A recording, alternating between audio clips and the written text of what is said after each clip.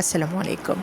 আজকে রান্না করতে করতে ছোট্ট একটা ভৌতিক গল্প বলবো, যেটা আমার দাদার মুখে শোনা, মানে আমার দাদার জীবনে ঘটেছে। ওনার মুখে আমাদের শোনা।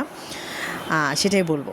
সেটা হচ্ছে, আমার দাদারা ৩ ভাই, ২ ভাই বাজারে থাকতো, আর ৩ ভাই মিলে শেয়ারে একটা দোকান করতো, মনোহারির দোকান। তো আমার দাদা যেহেতু গ্রামে থাকতো, আর আমাদের শহরটা তখন জেলা শহর ঠিক আছে, কিন্তু আধা গ্রাম আধা শহর, তখনও বিদ্যুৎ সব জায়গায় পৌঁছায়নি। যদিও শহরের মধ্যে আছে, কিন্তু রাস্তাঘাটে তেমন বিদ্যুতের আলো এখনও দেওয়া হয় নাই। তো সবাই হারিকেন ব্যবহার করতো। তো বেশিরভাগ গ্রামাঞ্চলে কী হতো, বা এখনও যেটা হয়, ৮টার মধ্যে কিন্তু অনেক রাত। তো সবাই সন্ধ্যার মধ্যেই বা মাগরিবের মধ্যে বাসায় চলে আসার চেষ্টা করতো। আমার দাদাও আসে। তো হারিকেন নিয়ে যায়, সকালে একদম তেল ভরে পরিষ্কার করে, এবং আসার সময় হারিকেনটা হাতে জ্বালায়, বাজার করে নিয়ে বাসায় দোকান শেষে চলে আসে। তো এক রাতে হয়েছে কি, আমার দাদা আসতেছে, বাজার নিয়ে আসতেছে, ঠিক আছে, রাতটা সেদিন বেশি হয়ে গেছে, সম্ভবত ৯টা পার হয়ে গেছে, মানে 10টার মতো।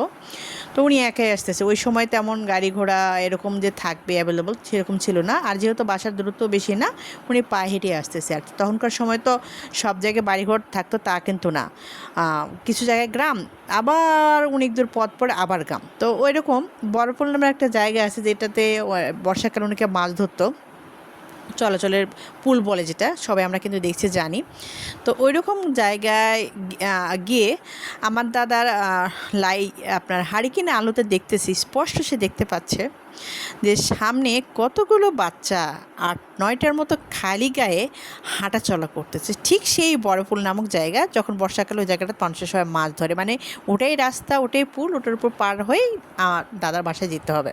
তো উনি স্পষ্ট দেখতে পাচ্ছে ৮-১০টা বাচ্চা মানে খালি গায়ে হাঁটা চলা করতেছে। তো ওই সময়টা দাদা মানে ভয় পেয়ে অনেকক্ষণ থমকে দাঁড়ায়, বেশ কিছুক্ষণ থাকার পর উনি আবার সেই বাজারের দিকে রওনা দেয়। সেদিন আর উনি বাসায় আসেন নাই, কারণ ওই দিন মানে ওই সময় বাসায় যদি উনি আসতো, তাহলে ওনার কোনো বড় ধরনের বিপদ ঘটতো। মানে যা দেখেছে ওটা কোনো স্বাভাবিক জিনিস ছিল না।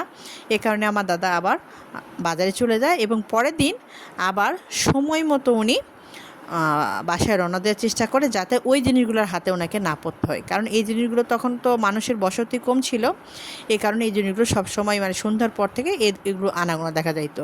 তো এখন এই জায়গাটা কিন্তু মানুষে পরিপূর্ণ বর্তমান সময়। ভালো থাকবেন।